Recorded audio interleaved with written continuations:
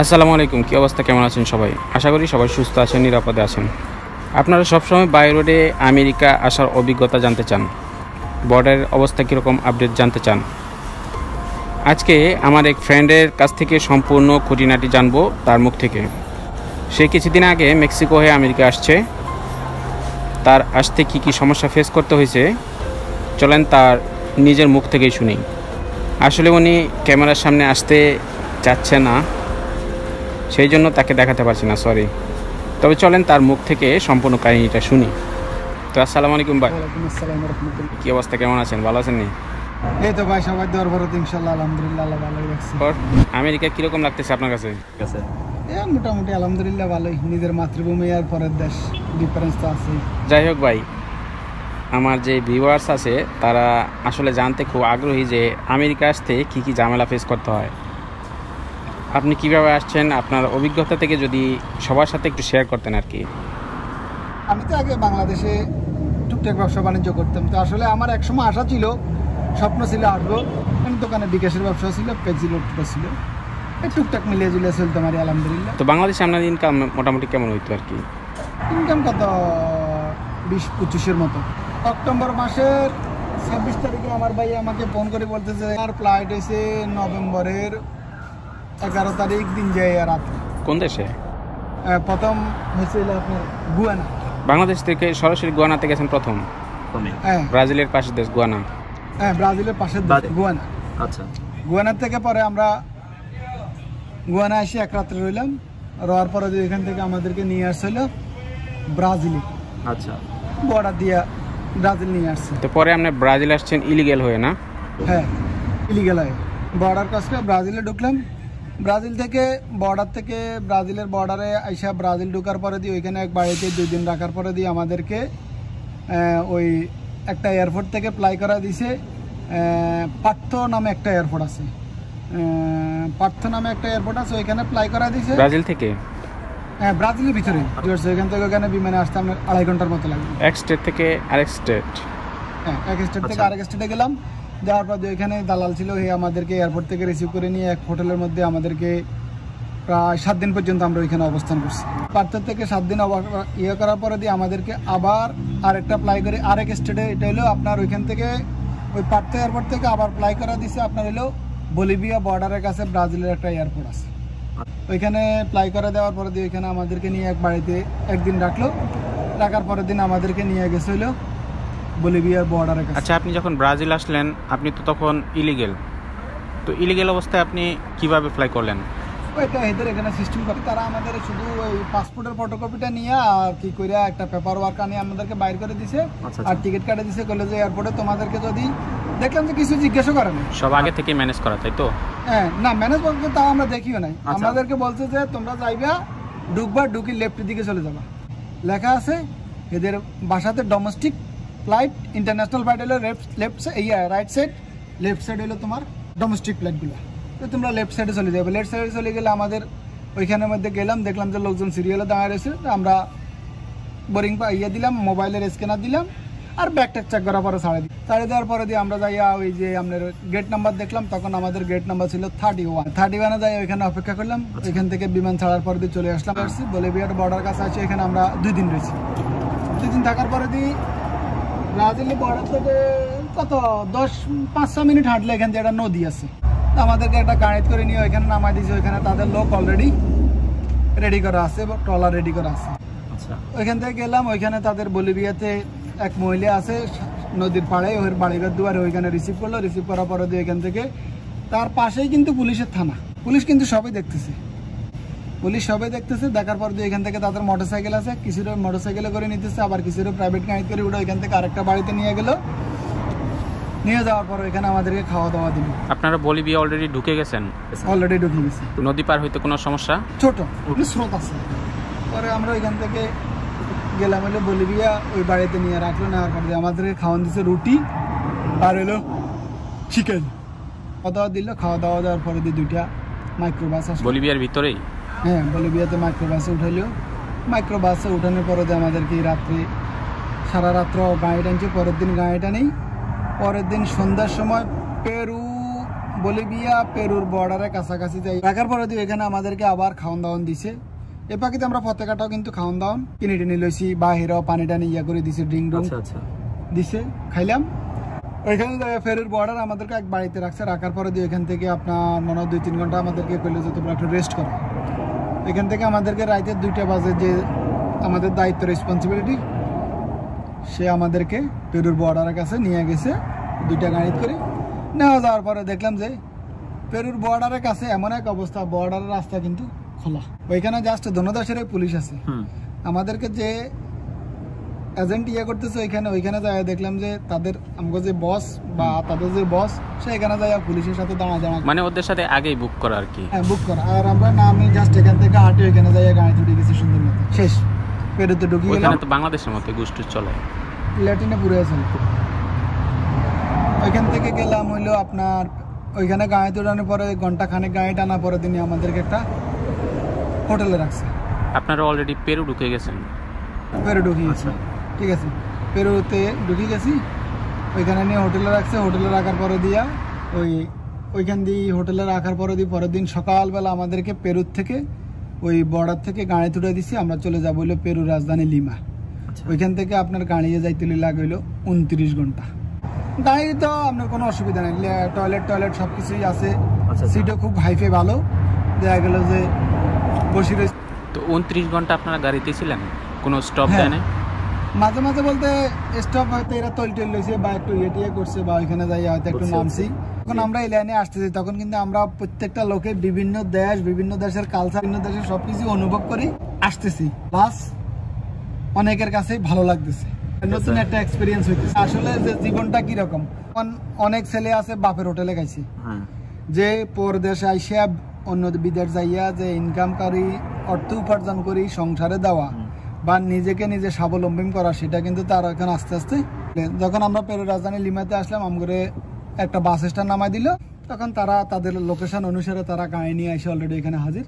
আপনার নামার পরে দিয়ে গাড়ি থেকে উঠাই আমাদেরকে ওই বা লিমার রাজধানীর ভিতরে একটা হোটেলে নিয়ে রাখছে হইলো 2 দিন রাখার পর কিন্তু ওইখান থেকে আমাদেরকে আবার ফ্লাই করে দিয়েছে হইলো আপনার ওইখান থেকে 1.5 ঘন্টা লাগে বিমানে আসতে হইলো ইকুয়েডর বর্ডারের কাছাকাছি তাদের একটা এয়ারপোর্ট আছে।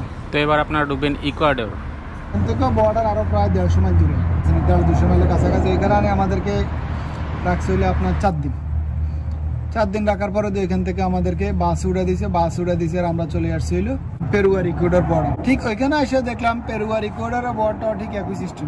দেশেরই পুলিশ আছে, জাস্ট ম্যানেজ করা আছে। ওইখানে গাড়িতে নামাইছে, আরেক গাড়িতে আমরা উঠে ঢুকে গেছেন ইকুয়েডর। ঢুকার পরে দিয়ে এখান থেকে আমাদেরকে 4.5 ঘন্টা ড্রাইভ করে তারা তাদের রাজধানীতে নিয়ে আসছে। রাজধানীতে নিয়ে এসে এখানে 2 দিন রাখার পরে দিয়ে আমাদেরকে আবার টিকিট কাটে দিচ্ছে। এখান থেকে আমরা চলে আসছি হলো ইকুয়েডর আর কলম্বিয়ার বর্ডারের কাছাকাছি। এখানে আসার পরে দিয়ে ওইখানে এক বাড়িতে আনিয়ে আমাদেরকে রাখছে। ঘন্টা 4 রাখার পরে দিই সকালবেলা দেখলাম যে আমগরে একটা গাড়ি করে উঠে আনি। কলম্বিয়া আর ইকুয়েডরের বর্ডারের কাছাকাছি একটা পাহাড় আছে, ওইখান দিয়ে নামছে। আমরা দুজন করে হাইটা যাইতেছি, ওইখানে পুলিশ দাঁড়ায় রয়েছে। পুলিশ দেখতেছে, পুলিশ আমাদেরকে ইয়েস নো ভেরি গুড কিছু জিজ্ঞেস করতেছে। যারা ঢুকতেছে কলম্বিয়ার দিকে তাদেরকে চেক করতেছে, যারা আউটে যাইতেছে তাদেরকে কিচ্ছু বলতেছে না। আমরা ওইখান দিয়ে একটা পাহাড় আছে, পাহাড় দিয়ে নিচে অনেকখানি নামতে হয়। নামি ওইখানে গেলাম, ওইখানে যাই দেখে ওই পাড়ায় এখান দিয়ে আবার একটা ছোট্ট এরকম খালের মতো ইয়ে আছে, পানি স্রোত যাইতেছে। তো এটা পার হইতে তাদের আবার সিস্টেম করা আছে। ওইখানে গেলাম, যাই ওরা রিসিভ করলো। করার পরে দিয়ে আমগরে এই একটু হাইটা গেলেই কত মিনিট 10 সন্ধ্যে একটা পাহাড় আছে, পাহাড় অতিক্রম করলে কলম্বিয়া এখানে একটা সিটি আছে। কলম্বিয়া ঢুকেছে, এখানে এক বাড়িতে রাখলো। রাখার পরে দিয়ে খাওয়ান দাওয়ান দিলে, খাওয়ান দাওয়ান দেওয়া পড়লে তোমরা রেস্ট করো। আমরা সবাই ঘুমটুম দিলাম। ঘুমটুম দেওয়ার পরে দিয়ে আমাদেরকে রাতে 8টার দিকে এদের গাড়ি রেডি করা আছে, নিয়ে গাড়িতে উঠে দিল। গাড়ি থেকে এখান থেকে আপনার পুরো রাত্রে টানি পরের দিন 12টার সময় লই আসে কলম্বিয়া একটা জায়গার নাম আছে কালি। তখন কলম্বিয়াটা কালি জায়গার নাম আছে, ওইখানে আনলো। ওইখান থেকে আনার পরে ওইখান থেকে আবার গাড়ি চেঞ্জ করে ওই গাড়ি আবার প্রায় আপনার 1-1.5 মাইল আনছে। বাস উড়া দিছে, ওইখান থেকে আমরা চলে আসছি হলো কলম্বিয়ার রাজধানী মেডেলিন। আচ্ছা, মেডেলিন এসে আমরা 7 দিন না 8 দিন রয়েছি। এরপরে দিয়ে এখান থেকে কলম্বিয়ার থেকে আমাদেরকে ফ্লাই করা দিছে কলম্বিয়ার সাগরপাড়ে একটা জায়গার নাম আছে, সেটা হলো নিকোলি, যেখান থেকে আমরা পানামার নারিকেল বাগান আসবো, স্পিড বোর্ডে আটলান্টিক। আমাদেরকে আবার কিছু জিনিসপত্র কিনতে হয়েছে। আমরা ওই যে পানামাতে যখন আসবো তখন আমরা লইছি কি আপনার রেড বুল ছিল 6টা। রেড বুল যেটা এনার্জি ড্রিঙ্ক, রেড বুল ছিল 6টা। আর এমনি তো আসতে শুকনা খাবার, ছেঁড়া, খেজুর, বাদাম, টুকটাক বিস্কুট যে যা ক্যারি করতে পারে। ওইখান থেকে আমরা চলে আসলাম হলো সাগরপাড়ায়। সাগরপাড়া থেকে আমরা একটা স্পিড বোটে উঠলাম, আমরা প্রায় 42 জন যাত্রী। স্পিড বোটটা কত বড় ছিল? সেটা বড় আছে, সেটা আপনার প্রায় 40-45 ফিট লম্বা, অনেক বড়, বিশাল।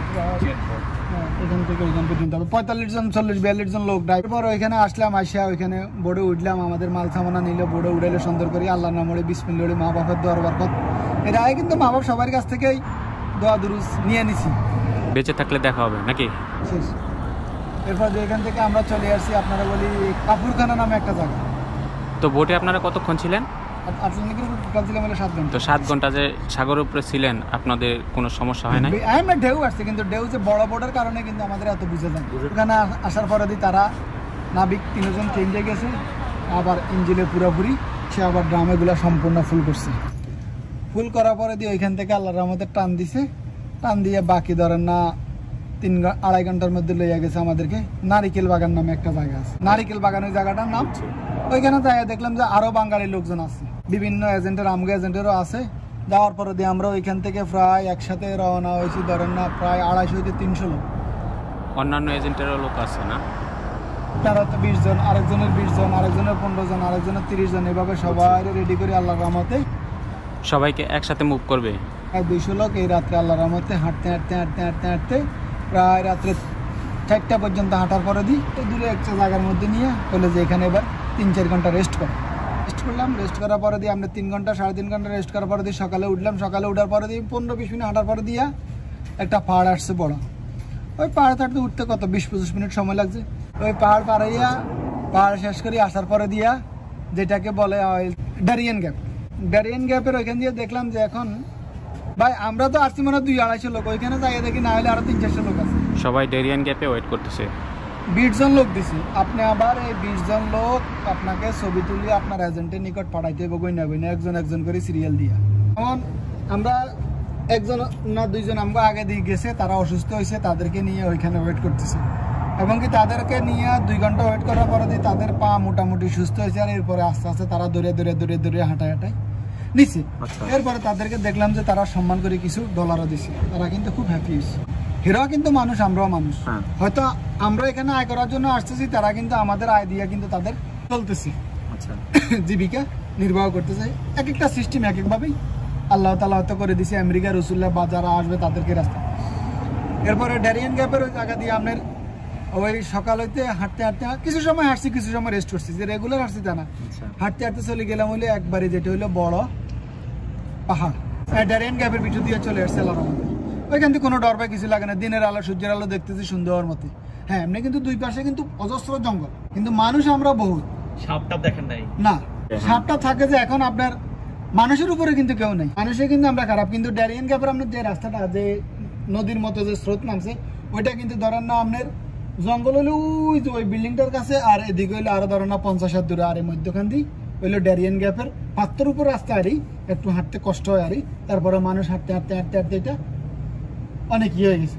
পরে আমাদেরকে নিয়ে ওই বড় পাহাড়ের নিচে আমরা বিকেলে ধরেন না 4টার সময় পৌঁছেছি। এখানে 4টা না 5টার সময় পৌঁছেছি। পৌঁছাওয়ার পরে দিয়ে আমাদেরকে পানি কিন্তু অভাব নেই, ঝর্ণার পরিষ্কার পানি আসতেছে। ওই পানি সবাই ড্রিঙ্ক করতেছে, গোসল করতেছে, ইয়ে করতেছে। পানি পাবা, পানির কোনো টেনশন নেই, শুধু বোতল হলে হবে, পানি পাইবে, পানির কোনো অসুবিধা নেই।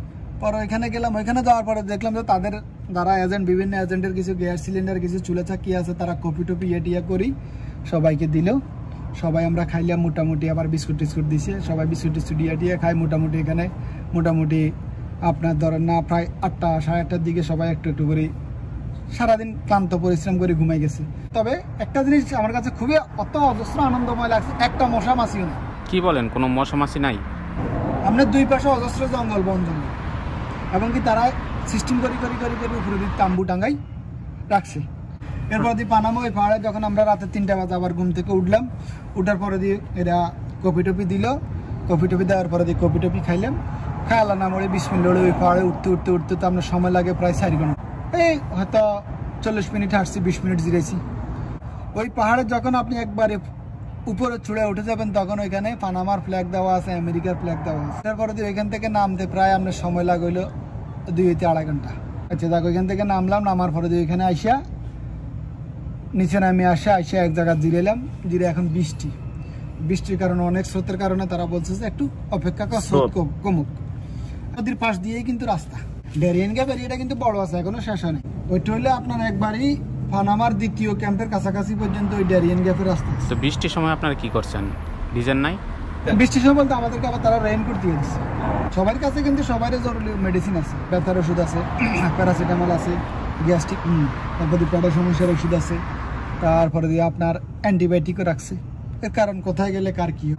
পরে ওইখান থেকে আমরা আবার হাঁটতে 6 থেকে 7 ঘন্টা হাঁটার পরে চলে আসছি। হইলে আমরা যে জায়গা থেকে আমরা পানামা 1 নম্বর ক্যাম্পের উদ্দেশ্যে নৌকায় উঠবো। আসলাম, ওইখানে আসলে দেখলাম যে আরও অনেক লোক অপেক্ষা করতেছে। সবাই লোক আসবে, সবাই আস্তে আস্তে ওইখান থেকে নৌকা আছে।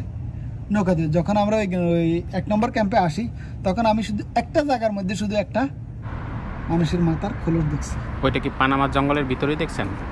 ওইটা পানামা জঙ্গলের ভিতরেই। থেকে আমরা 3 থেকে 3.5 ঘন্টা লাগে হলো 1 নম্বর ক্যাম্পে। 1 নম্বর ক্যাম্পে আমরা যখন গেলাম তখন আমাদেরকে প্রত্যেককে সারিবদ্ধভাবে তারা দাঁড়া করাইছে। দাঁড়াই কে কোন দাঁড়ানি করা, এখানে খাতা আছে, এটা বাংলাদেশ, এটা ইন্ডিয়া, এটা পাকিস্তান। আচ্ছা, মানে যেসব দেশের লোকজন আসে ওইখানে আপনার নাম লিখবেন, বয়স লিখবেন। পরে ওইখানে 1 নম্বর ক্যাম্পে তারা নাম ঠিকানা লিখলো। লেখার পরে দিই এখন তো রাত্র হয়ে গেছে, তো 1 নম্বর এখানে ক্যাম্পে আবার থাকার অনেকগুলো ঘর আছে। তো বললো যে আমাদের বাঙালি ভাইও আছে এখানে, বেশ কিছু দেখলাম যে তারা ওইখানে অবস্থান করতেছে। তো তারা আনি আমাদেরকে বিভিন্ন বলে যে আপনাকে কোন ঘর পছন্দ হয়, যে ঘর পছন্দ হয় এই ঘর আমরা থাকেন। এখানে কিন্তু কোনো টাকা বেশি লাগে না। পরে বললাম যে ভাই আমার খাওয়ান দাওয়ানো করলে যে হ্যাঁ খাওয়ান দাওয়ানোর ব্যবস্থা আছে, রুটি আছে, ভাত আছে, আর হইলো গরু মুরগি আনে দিল। রাত্রে খাইলাম। সকালে আবার ভোর 5টা বাজে উঠে যে ওইখানে সিরিয়াল দেখতে হবো। যে ওইখানে আবার ওইখানে আবার তারা আমরা যাওয়ার আগে দেখছি বাংলাদেশ, ইন্ডিয়া, পাকিস্তান, নেপাল, শ্রীলঙ্কা বা বিভিন্ন দেশের দিয়ে সাইন দিয়ে রাখছে। তারপরে এখান থেকে আমাদের কাছ থেকে 2 নম্বর ক্যাম্পে আসতে হলে $40 করে দিতে হবে। নম্বর ক্যাম্পে যাইতে আবার কিন্তু আমাদেরকে $25 করে দিতে হয়েছে নৌকা ভাড়া। হ্যাঁ, ওই কলম্বিয়া থেকে যখন আমরা আসি তখন আমাদেরকে টাকা দিয়ে দিয়েছে। আমাদেরকে একজনকে $180 করে তারা দিয়ে দিয়েছে। অনেকে হয়তো আপনার ব্যাগ আপনি ক্যারি করতে পারতেছেন, আপনাকে আপনার যে এজেন্টে বা যে দঙ্গারে নিয়ে আসতেছে আপনি তার লগে কথা কইছেন যে আমি তোরে $10 দিব আমার ব্যাগ ক্যারি করবো। হ্যাঁ, সে ক্যারি করে দিব। মানে এখানে পুরো টাকার খেলামেলা আর কি। হ্যাঁ, বেসিক্যালি হলো টাকা খেলা। তারা তাদের জিম্বয় সুন্দর করে নিয়ে আসে আপনার ব্যাগ আপনারা বুঝাই দিচ্ছে এবং কবি যে তোর জিনিসপত্র সব ঠিক আছে কিনা দেখ। এরপর ওইখান থেকে আমরা সকালে আমাদেরকে যখন উঠে দিছে তখন আপনার ওই ক্যানেল দিয়েই নম্বর ক্যাম্পে আসতে আপনার সময় লাগছিল 4 ঘন্টা। ক্যাম্পে নিলে তারা সিরিয়াল মোতাবেক দাঁড়া করা ওইখানে আপনার ফিঙ্গার নেয়, আই টেস্ট নেয়, পাসপোর্ট ফটোকপি নেয়, বয়স কত জিজ্ঞেস করে, আপনি কোন দেশের নাগরিক জিজ্ঞেস করেন, হয়তো আপনি কি সমস্যার জন্য আসছেন অনেকেরই জিজ্ঞেস করে, অনেকের তো অনেকে তো পাসপোর্ট ফেলে দিয়ে আসে, তখন কি অবস্থা হয়? ফটোকপি সবাইকে রাখি দেওয়ার জন্য বলছি। শুধু পাসপোর্টের আমরা ফটোকপি, যেটা পাসপোর্ট নাম্বার আর ফটোকপি বাংলাদেশের নাগরিক, ওইটা থাকলে চলবে। এখান থেকে আসলাম 2 নম্বর ক্যাম্পে আসার পরে এখান থেকে আমাদেরকে এবার এগুলা করার পরে বাসে করে তারা পাঠা দিব 3 নম্বর ক্যাম্পে। তো এখান থেকে আবার ভাড়া দিতে হবে আপনাকে $40 দেওয়ার পরে এখান থেকে আমরা রাত্রে 11টার সময় গাড়ি ছাড়ছে। গাড়ি ছাড়ার পরে ভোর 6টার সময় এসে 3 নম্বর ক্যাম্পে তারা গাড়ি ঢুকে আমাদেরকে নামা দিছে। সেফলি পানামা শেষ করি 3 নম্বর ক্যাম্পে চলে আসেন। 3 নম্বর ক্যাম্পে চলে আসার পরে এখানে এসে আপনার ব্যাগ ট্যাগ চেক করবে, প্লাস আপনার পাসপোর্টের ফটোকপি দেখবে। আর এখান থেকে 2-3 মিনিট হাইটা গেলে এখানে একটা জায়গা আছে, ওই জায়গার মধ্যে বলবো যে তোর নাম কোনটা। আপনার নাম আমরা টকরি করবে, যেখানে সিগনেচার বার করার পর দিলে একটা টোকন দিয়ে দিবে। আপনাকে টোকন দিয়ে দিলে আপনি এখানে ওই ভিতরে দিয়ে চলে যাবেন হলো ওই যে গেটে চলে গেলে এখানে গাড়ি আসবে। ওই গাড়ি $2 করে নিবে, আপনাকে একবারে কোস্টারিকার বর্ডারের কাছে নিয়ে যাবে। পানামার $1 কিন্তু আমেরিকার টাকা সমতুল্যই। ওইখানে আমরা পানামার $1 দিছি আর আমেরিকান $1 দিছি 2টা। পানামার টাকারও কিন্তু মান আছে, ভ্যালু আছে। পরে ওইখান থেকে আমাদেরকে ওই কোস্টারিকার বর্ডারে পানামা নামা দিলে কোস্টারিকা পরে আমাদেরকে ওইখান থেকে হোটেল থেকে মেসেজ দিয়ে দিছে, লোকেশন দিয়ে দিছে। পরে আমরা হাইটে ওই সাইডে চলে গেলাম, যাইয়া কোস্টারিকা ঢুকলাম। কোস্টারিকা ওইখান থেকে বর্ডার থেকে আমাদেরকে হোটেলে যাইতে সময় লাগছে হইলো 8 মিনিটের মতো, 8 থেকে 10 মিনিট। আচ্ছা, হোটেলে গেলাম আমাকে রিসিপ্ট করলো। রিসিপ্ট করা গেলো যে তোরা আগে ফ্রেশ। আমরা ফ্রেশ হইতে দেখা গেলো যে এখান থেকে আমরা ফ্রেশ হয়ে আস্তে আস্তে রেডি হইলাম। আর 2 দিন ওখানে রেস্ট করলাম। কোস্টারিকা 2 দিন রেস্ট করার পরে দিয়ে এখান থেকে আমাদেরকে বাসের টিকিট কাটিয়ে ওইখান থেকে বর্ডারের ইয়ে থেকে বাসের টিকিট কাটে দিয়েছে। আমরা চলে আসলাম হলো সান জোস, হলো কোস্টারিকার রাজধানী। সান জোসে আসলাম, বাসে করে চলে আসলাম, কোনো অসুবিধা হয় না। সান জোসে এসে আপনার এনে তারা রিসিভ করে লেগেছে, হোটেলে ছিলাম। সান জোস থেকে আবার টিকিট কাটে দিয়েছে। এবার আমাদেরকে 4 ঘন্টা 5.5 ঘন্টা লাগছিল নিকারাগুয়ার বর্ডার আসতে। এবার পরে দেশ ঢুকবেন নিকারাগুয়া না, আসলাম নিকারাগুয়া আর কোস্টারিকার বর্ডারের কাছে যখন নামলাম, দেখলাম যে আমাদেরকে ওইখানে কিন্তু এখন আর এজেন্ট নাই। এখন আমাদেরকে শুধু বলছে যে কোনো সমস্যা হলে জানাবে, এখন তোমাদের মতো তোমরা চলে আসবে। একটু সামনে আছি আর এখানে লেখা আছে Nicaragua immigration and visa processing centre. তো এখানে দেখলাম যে লোকজন সিরিয়াল, পাসপোর্ট ছাড়া কিভাবে ভিসা দিবে? ওইখানে কারো পাসপোর্ট গেলাম। ওইখানে যাওয়ার পরে দিয়ে আমাদেরকে জনপ্রতি $120 করে ভিসার জন্য ফি দিতে হয়েছে। হ্যাঁ, পরে ওইখান থেকে নিকারাগুয়া যখন আমরা তাদেরকে $120 করে দিলাম, আর আমাদের ওই যে মোবাইল থেকে পাসপোর্টের নাম্বারটা নিয়ে তারা ওই নাম্বারের উপরেই বাংলাদেশের করে আমাদেরকে ভিসা লাগাইয়ে একটা কাগজ বাইর করে দিছে যে এই 26 জন এই কাগজের তারা সিগনেচার করে সুন্দর মতো এটা কমপ্লিট করে দিয়ে দিছে। ওইখান থেকে মিনিট 10 গাড়ি চড়ে আসলে তাদের সামনে একটা সেনাবাহিনীর আছে নিকারাগুয়াতে। হ্যাঁ, নিকারাগুয়াতে ওইখানে সেনাবাহিনীর চেক করে। তো সেনাবাহিনী যখন চেক করতে আসে, যখন আমরা এই কাগজটা দিছি, তারা তাদের ওই যে মোবাইলের সাথে কি একটা দিয়ে দেখছে, কেনা দিয়ে দেখছে, ছাড়া দিছে আর আমরা চলে আসছি নিকারাগুয়া ওই যে একটা সিটিতে। এখানে আসলাম, এখানে আসা $3 করে বাসের টিকিট কাটলাম। এখান থেকে নিকারাগুয়া রাজধানী চলে যাবো। $3 হিসাব করলাম যে মনে হয় প্রায় 1200 টাকা হয়। ওইখান থেকে আমরা আবার পরের দিন বাসের টিকিট পাইছি আপনার সকাল 7টার, হন্ডুরাসের উদ্দেশ্যে রওনা হয়ে যাবো। গাড়ি আসতে আসতে বাজে গেছে 10টা। আচ্ছা দেখ, ওইখান থেকে আমরা 10টা গাড়িতে উঠছি, যাই নামতে নামতে প্রায় ওই বর্ডারের কাছে নামতে নামতে রাতে 9টা বাজে গেছে। এবার ঢুকবেন হন্ডুরাস আর নিকারাগুয়া আর হন্ডুরাসের বর্ডারের কাছে গেছে। ওইখানে যাওয়ার পরে দিয়ে তো এখন ওইখানে লোক ছিল, এখন তার আজকে যাওয়া যাবে না, এখন তোমরা হোটেলে চলো। তখন ওইখান থেকে আমরা হোটেলে 4-5 ঘন্টা ঘুমানো পরে দিই ভোর 4টের সময় আবার হোটেল থেকে বাইরে এসে এখানে গাড়ি রেডি করা আছে। গাড়ি এলাকা বলছি যে তোরা কতদিন লাগবে, বলে যে তোরা কয়জন, আমরা বললে যে আমরা 2 গাড়ি $50 করে দিবি। তো সেটা 2 ঘন্টা 2.5 ঘন্টা টানিয়ে আনি বর্ডারে একবারই কাছে একটা বাড়িতে আনি রাখছে। এখান থেকে হন্ডুরাসের লোক আসছে, তার সাথে কথা হয়েছে। তারপর দিয়ে আমরা 3 মিনিট হাঁটে গেছি, আর তার ওইখানে গাড়ি আসছে, গাড়ির মধ্যে উঠে দিছে। সে পাহাড়ের ভিতর দিয়ে রাস্তা আছে, ওই রাস্তা দিয়ে সুন্দর করে নিয়ে যাইয়া হন্ডুরাস বাস স্ট্যান্ড, একটা বাস স্ট্যান্ডে নিই। বাস স্ট্যান্ডে একটা বাস আসে এক জায়গার মধ্যে দাঁড়িয়েছে, ওইখানে আমাদেরকে উঠে দিছে। ওইখানে বাসে যাই দেখলাম যে আরও লোকজন আছে, আমগো আগে যারা আসছে, বা আমগো পরও আরও 2 বেস আসছে। আসার পর দিয়ে এখান থেকে আমাদেরকে লই গেছিল আপনার হন্ডুরাস বাস স্ট্যান্ডে। ওই বাসটাই না, এখান থেকে হন্ডুরাস বাস স্ট্যান্ড যেতে লাগলো 2.5 ঘন্টা একটা বাস স্ট্যান্ড। বর্ডার থেকে সিটিতে যেতে এখানে যাইয়া আমাদেরকে বাস স্ট্যান্ড থেকে আবার টিকিট কেটে দিচ্ছে। ওইখানে আমাদেরকে $10 করে নিচ্ছে জনপ্রতি। ওই $10 একবারই রাজধানী পর্যন্ত টিকিট কাটে দিচ্ছে। আমরা যখন রাজধানীর দিকে যাইতেছি, তখন হন্ডুরাসের এক জায়গার মধ্যে আমাদেরকে পুলিশ চেকপোস্টে ধরছে। তখন আমাদের সাথে একটা ছেলে ছিল, সাউথ আফ্রিকার, বাড়ি হলো ফেনী, সে একবারই শুকনা। তারা দৌড়িয়া যখন ওইদিকে নিছে, সে আবার গেম জুলটে গেলে যে দেখ আমরা 7 দিন পর্যন্ত খাইতে পারি না, আমরা টাকা পয়সা সব লয়ে গেছে, আমরা মারছি, এখন আমরা বহুত কষ্টে আছি। এখন সে এটা দেখে আমাদেরকে কি করবে, সে আরো উল্টা থানার সামনে এসে দৌড়ে গেছে খানা আনতে। পরে সে কি করলো, রুটি আনছে, ভাত আনছে, কোকোকোলা আনছে, প্লাস আপনার জন্য মুরগি আনছে। মুরগি আনার পরে দিয়ে খাওয়ার পরে দিয়া খাওয়াই এরপরে দিয়ে আমাকে সবগুলার ফিঙ্গার আই টেস্ট লইয়া তারা বলছে যে তোরা only 1 month my country let after you গো।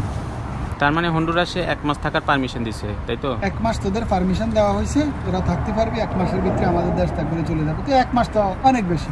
ওইখান থেকে আমরা চলে আসলাম হন্ডুরাস সিটিতে এসে 2 দিন দিলাম, কাগজটা দিয়ে ঘুরলাম এদিক 2 দিন থাকার পরের দিন সকালবেলা বাসের টিকিট কাটে দিচ্ছি। এখন চলে আসবো আমরা গুয়াতেমালা বর্ডারের কাছে। এবার হন্ডুরাস থেকে গুয়াতেমালা ঢুকবেন? হ্যাঁ, হন্ডুরাস থেকে গুয়াতেমালার বর্ডারের কাছাকাছি আসবো। আসলাম আমরা হইলাম বর্ডারের কাছে একটা বাস স্ট্যান্ড। ওই বাস স্ট্যান্ডে এসে আমাদেরকে বাস নামা দিয়েছে। ওইখানে আসার পরে দিয়ে আমাদের এবার আবার এজেন্টের সাথে যোগাযোগ আমাদের শুরু হয়ে গেছে। তোমরা কোথায় আছো, আমার লোকেশন দাও।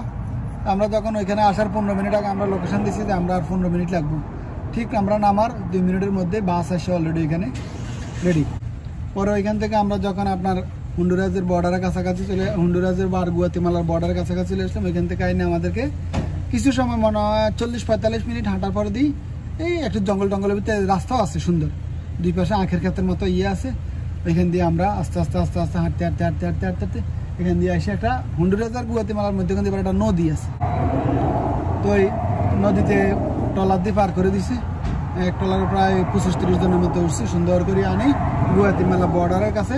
বর্ডার পাশে একটা বাড়ি আছে, ওইখানে কিন্তু প্রত্যেকটা বাড়িতে বিজনেস, একটা বাড়িতে ওই ধরনের লোকজন আছে। আরেক বাড়িতে দেখলাম যে আঙ্গ বাঙালি অনেক লোকজনই আছে, ঠিক আছে না? আরেক বাড়িতে পাকিস্তানি আছে, আরেক বাড়িতে শ্রীলঙ্কার আছে। আরেক ওইখান থেকে আমাদেরকে 5-6 দিন অপেক্ষা করার পর দিয়ে এখান থেকে আমাদেরকে লোক এসেছিল গুয়াতেমালার রাজধানীতে এনে 2 দিন রাখার পরে দিই। এরপরে দিয়ে আবার বাসের টিকিট কাটে দিয়ে চলে আসলাম আমরা মেক্সিকো আর গুয়াতেমালার বর্ডারের কাছে। অবশেষে আমেরিকার পাশে দেশ চলে আসলেন না? তারপর দিয়ে এখানে আসার পরে দিয়ে আপনার যখন আমরা মেক্সিকো ঢুকে গেলাম, মেক্সিকো ঢুকতে আবার কিন্তু মেক্সিকো আর ইয়ের নদী দিয়ে ছোট্ট একটা নদী আছে, কিন্তু নদীতে পানি মানে এমনি ওই বাল্যা নদীতে, এই জন্য তারা বোট দিয়ে পার করে। তো তারা ওইটা দিয়ে পার করে মেক্সিকোতে ঢুকে দিল। মেক্সিকো বর্ডারের কাছে একটা বাড়িতে আমাদেরকে 4 দিন রাখছে, ওইখানে খাওয়া দাওয়া দিতেছে, মোটামুটি চলতেছি। 5 ওয়াক্ত নামাজ কালাম, হ্যাঁ নামাজ আপনি পড়তে পারেন, আপনার জন্য তাদের কোনো বাধা নেই, করতেছি। ওইখান থেকে আমাদেরকে লয়ে গেছে হইলো আপনার মেক্সিকো একটা জায়গার নাম হইলো নামটা বলে গেছিলাম, ওই ছোট্ট একটা শহর আছে ওই স্টেটে, ওই শহরে নিয়ে গেছে। আপনারা অলরেডি মেক্সিকো ঢুকে গেছে অলরেডি। আপনার আগে তো মানুষ বলতো যে গুয়াতেমালা আসলে আপনি আমেরিকা হয়ে গেছে। হ্যাঁ, এখন আমি যতটুকু কষ্ট দেখলাম, আগে কিন্তু মানুষ মেক্সিকো এসে বড় নিঃশ্বাস বলাতে, এখন মেক্সিকো এসে মেক্সিকোতে এখন কিছু নিয়মতান্ত্রিক খুব। এখানে আনার পর এখানে হোটেলের মধ্যে আমরা 6 দিন ছিলাম। ল্যাটিনের প্রত্যেকটা দেশের সাথে প্রত্যেকটা দেশে কিন্তু সংমিশ্রণ ভালো, ইউরোপের মতো। পরে দিয়ে মেক্সিকোতে ঢুকলাম, মেক্সিকো ঢুকার পরে দিয়ে সিটিতে আসলাম, ওই জায়গার নাম হচ্ছে তাপাসুলাতে এসে 7 দিন থাকলাম। তাপাসুলাতে 7 দিন থাকার পরে দিয়ে এরপরে ওইখান থেকে নিয়ে আসছে আপনার হইলো ভেরাকুস, মেক্সিকোর আরেকটা সিটি। এখানে একটা নদী আছে মেক্সিকোতে, বিশাল নদী, নদীটার নাম ভুলে গেছি। ওই নদীর পাড়ে এক বাড়িতে আনি রাখছে ওইখানে। আর আমরা ওইখানে 6-7 দিন ছিলাম। 6-7 দিন থাকার পরে দিয়ে নিয়ে আসছে লেবারগা মেক্সিকো সিটিতে আসতে আমাদেরকে একটা লরি বলতে উপরে দিয়ে খোলা ট্রাকগুলোর মতো, আর এরকম ট্রাকের মধ্যে ওটা উপরে দিয়ে তেরপাল দিয়ে দিছে। এক গাড়িতে প্রায় আমরা 80-90 জন একসাথে চলে আসছি। 7 ঘন্টা লাগছে, কিন্তু এটা বন্ধ করা না, এটা হলো উপরে দিয়ে জাস্ট খোলা, উপরে দিয়ে খোলা, কিন্তু বন্ধ করা না। আমাদেরকে মেক্সিকো সিটিতে নিয়ে আসছে। নিয়ে আসার পর দিয়ে এখানে আমরা 9 দিন ছিলাম, 9 দিন না 17 দিন ছিলাম। 17 দিন থাকার পর দিয়ে ওইখান থেকে আপনার ফ্লাই করে দিছে। আমরা 2.5 ঘন্টা বিমানে ফ্লাই করে চলে আসছিল হারমোসিলা এয়ারপোর্ট। হারমোসিলা হলো তাদের আর একটা স্টেট। ওখান থেকে ফ্লাই কিভাবে করলেন? ফ্লাই ওইখান থেকে তারা ওই যে পাসপোর্টের ফটোকপি নিয়ে কাগজপত্র সব রেডি করে দিয়েছে। ডোমেস্টিক ফ্লাইটের জন্য আমি দেখলাম যে ল্যাটিনগুলোতে কোনো সমস্যা করে, এটা হলো তার দেশের ইনকাম হইতেছে। আমাদের বিমানের টিকিট নিচ্ছে হলে আপনার $180 করে। তো $180 করে নিলে অবশ্যই এটা মেক্সিকান সরকারের দ্বারা না, $10 করে নিলে তো লাভ হয়েছে। এখান থেকে হারমোসিলা চলে আসলাম।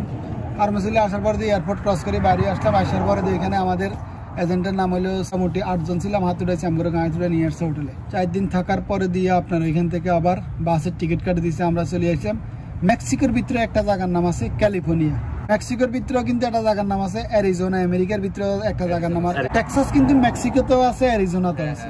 ওইখান থেকে আমাদেরকে প্রায় 7 ঘন্টা বাসে করে নিয়ে গেছে হইলো আপনার ক্যালিফোর্নিয়া ক্যালিস্টো বলতেছি। এরপরে যে ওইখানে আনি হোটেলে রাখছে বর্ডারের কাছে। ওইখানে 3 দিন থাকার পরে দিই আমাদেরকে এসে রাত্রে বললো তোমাদেরকে আজকে রাত্রে ইন করে দেওয়া হবে। তো তোমাদের মোবাইল টোবাইল যা কিছু আছে এগুলা তোমাদের যদি কোনো ফেসবুক আইডি মাইডি থাকে এগুলা সব লগ ইন আউট করিয়ে এলো তোমরা। আচ্ছা, সব কমপ্লিট লগ ইন আউট করে মোবাইল ক্লিন করি হয় ফালাইতে, আর যদি আমি করে দিয়ে যাও সেটা হলো তোমাদের। পরে এখান থেকে আমাদেরকে মোটামুটি আমরা রাত্রে 11টার সময় গাঁয়ে তুলছি। অনেক ঘন্টা 1.5 মতো লাগাইয়া বর্ডারে কিনারে আনি এরকম এক জায়গা দিয়ে রাস্তার পাশে দিয়ে আমাদের কাছে নামি যাবো। ওইখানে আমরা হাঁটতে চলে গেছি আস্তে আস্তে বর্ডারের কাছে। বর্ডারের কাছে দেখলাম যে আপনার দেওয়াল আছে মিনিমাম হলো প্রায় 40 ফিট না 60। তো বর্ডারের কাছে কোনো আর্মি বা পুলিশ ছিল না? কিচ্ছু নেই না। আচ্ছা, যখন আমাদেরকে ওইখান দিয়ে আবার উঠার মতো তারা সিস্টেম করে রাখছে, একজন করে উঠাইতেছে। উঠানোর পরে দেওয়ালের উপরে তারা এখান দিয়ে আবার রশি ধরে রাখছে। ওই পাশে 2 রশির মাথায় আবার কাঠ দিয়া রশিরে বাঁধি রাখছে। একজন করে নামাই দিতেছে, আবার কাঠ উঠে লেতেছে, আরেকজন দেওয়ালে উঠতেছি, আরেকজনকে নামাই দিতেছে। নামাই দেওয়ার পরে আমরা 8 জনকে নামাই দিছে। 8 জন নামাই দেওয়ার পরে কিছুক্ষণ পরে আমরা কটুক হাঁটে গেছি আর আমেরিকান বর্ডার ফ্যাক্টরি। তার মানে অলরেডি আমেরিকা ঢুকে গেছেন? হ্যাঁ আমরা অলরেডি আল্লাহর রহমতে বর্ডার প্যাট্রোল আসছে, বর্ডার প্যাট্রোল আসে প্রথম আমরা ইয়ে করলাম তাদেরকে, এরপর আমরা হাত জোর করে ঘুমাচ্ছি। এরপরে এরা আবার জিজ্ঞেস করতেছে সো এনি পিপল আউটসাইড, তো আমরা বললাম যে নো। তারপরে এরা আবার লাইটের দিক দেখছে, কেউ থাকলে কিন্তু আবার তারা ইন করাই লইব। পরে আমাদেরকে এখান থেকে তারা আনলো, আনায় তাদের একটা জায়গা আছে, এখানে পানি আছে, কইলো যে পানি যারা পানি পান করবেন ড্রিঙ্কিং ওয়াটার, তো এই পানি টানি পান করার পরে দিয়ে বললো যে কে কোন দেশের নাম বলো, বয়স বলো। ওইখান থেকে বর্ডার প্যাট্রোল নিয়ে গেলো, ওইগুলো যেখানে তাদের এলো ক্যাম্প, ওই ক্যাম্পে যাইয়া বিভিন্ন দেশের লোকজন আছে, সবাই নাম ঠিকানা ফিঙ্গার টিঙ্গার নিতেছে, সবকিছু ইয়ে করতেছে, ওইখান থেকে পাঠা দিছিল ডিটেনশন সেন্টার, একরকম জেলখানা বর্ডারের পাশে। পরে দিয়ে আমাদেরকে এখন হয়তো যার হয়তো নসিব ভালো, যেমন আমার নসিব ভালো, আমার ইন্টারভিউ কিছু লাগে না। তো ডিটেনশনে কয়দিন ছিলেন আপনি? ওইখানে ছিলাম হইলো আপনার হইলো 13 তারিখে ঢুকছি, আমি হইলো ধরেন না হইলো 17 দিন 25 দিন। তো 4 তারিখে আমার কোর্ট ছিল, ওইখানে আমি একটা কোর্ট করে আসছি। ওইখানে আমরা যখন আমাদেরকে কোর্টে নিছে, কোর্টে নেওয়ার পরে দিই, ও এর 2 দিন আগে আমাকে আমার আইস অফিসার আবার ডাক দিছে, ডাক দিয়ে কইলে যে তোর স্পন্সর আছে, আমি বলছি আছে। স্পন্সরের পাসপোর্ট আছে? আছে। গ্রিন কার্ড আছে? আছে। সে কী করে? আমি বলছি ব্যবসা করে। স্পন্সর হচ্ছে যে আপনার জামিন নেবে, তাই তো? তারপরে দিয়ে বললো, এরপরে দিয়ে আমি বললাম যে হ্যাঁ আছে। তো আমার যে আইস অফিসার সে তার নাম্বার দিয়ে দিছে, ইমেল অ্যাড্রেস দিয়ে দিছে, সব কিছু দিয়ে দিছে, বলবি যে তোর স্পন্সর এটা দিয়ে দিবি, তোর পাসপোর্ট আর আইডি কার্ডের আমার এখানে পাঠা দিতে কবি, আর উনার পাসপোর্টের ফটোকপি, ড্রাইভিং লাইসেন্সের ফটোকপি, বাড়ির বিদ্যুৎ বিল, পানি বিল বা গ্যাস বিলের যে কোনো এক ফাঁকে দিয়ে সোহেল ভাই তো কাগজপত্র আমার স্পন্সর ওইগুলো পাঠা দিছে। পাঠা দেওয়ার পর দিয়ে ওর কাছে পুষি গেছে, পুষি দেওয়ার পর তখন আমার সিট নাম্বার ছিল মনে হয় 21। আচ্ছা, আমরা 4 জন বাড়িছি, 2 জন বাঙালি, 2 জন ইন্ডিয়ান। তখন আমি জুমার নামাজ পড়ার পরে দিয়ে আমি আসলাম, আসার পরে দিয়ে বলে যে ইউ আর রেডি, আমরা রেডি হওয়ার জন্য সময় দিব 10 মিনিট। আপনার বন্ড কত লাগছিল? 1 টাকা লাগে না, তো অনেকের লাগে না, আমারও তো গুড লাগ দিতে আমার লাগে। আমি ওইখানে ওই যে আমাদেরকে নিয়ে বাসে নামাই দিয়েছে একটা বাস স্ট্যান্ডের কাছে, নামাই দেওয়ার পরে দিয়ে আমি আমার স্পন্সরের সাথে যোগাযোগ করলাম। স্পন্সর ওই যে রতন ড্রাইভার নামে একজন লোক ছিল, ওনার সাথে যোগাযোগ করছে। যোগাযোগ করার পরে দিয়ে উনি টিকিট কেটে দিছে। ডেনভার আসছিল আপনার 4 ঘন্টা লাগছে, আবার ডেনভার থেকে ফ্লোরিডা আসতে লাগছিল 5 ঘন্টা। সবার ইনশাআল্লাহ আমেরিকা আসলাম, এবার হয়তো অদূর ভবিষ্যতে মামলা পেশ করতে। অনেক সময় দেখা যায় অনেক লোকজন 6 মাস 1 বছরও আসতে পারে না, সেটা কি আসলে দালালদের ভুলের জন্য হয় নাকি? কিভাবে এটা হলো ভাই আসলে দালাল থাকে, এখন সবাই চেষ্টা করে সবার একটা লোক যেতে পারলে 2 পয়সা পাইবে। এখন বাকিটা হইলো যেমন এখন যারা আসতে পারতেছে না, কারো করে ইন্ডিয়া নিতেছে, কারো করে দুবাই নিতেছে, কারো করে নেপাল নিতেছে, কারো করে বিভিন্ন দেশের থেকে বিভিন্নভাবে ওয়ে করতেছে, হয়তো চেষ্টা করতেছে। এজেন্ট একটা লোক পার করতে পারলে হয়তো তার 2 লাখ টাকা ব্যবসা হইলো, সাপোজ একটা কথা, যেটা দালালি ব্যবসা, দেখো হয়তো একটু বেশি হইলো। কিন্তু আবার যখন তার একটা লোক বিভিন্ন জায়গায় সমস্যা হয়ে গেলে, দেখা গেলো যে এমনও লোক 1 বছরের বেশি সময় লাগে যায়, তখন কিন্তু তারা কিন্তু দেখা গেলো যে অনেক সময় তার পকেট থেকেও সেটা ক্যারি করতে। যাই হোক ভাই, আপনাকে সময় দেওয়ার জন্য অনেক ধন্যবাদ। আপনাদেরকে ধন্যবাদ। তো ভিউয়ার্স, শুনলেন তো, ভিডিও অনেক বড় হয়ে গেছে, আর লম্বা করবো না। ভিডিও ভালো লাগলে থামস আপ। দেখা হচ্ছে পরের ভিডিওতে। সে পর্যন্ত ভালো থাকবেন, সুস্থ থাকবেন। আল্লাহ হাফেজ।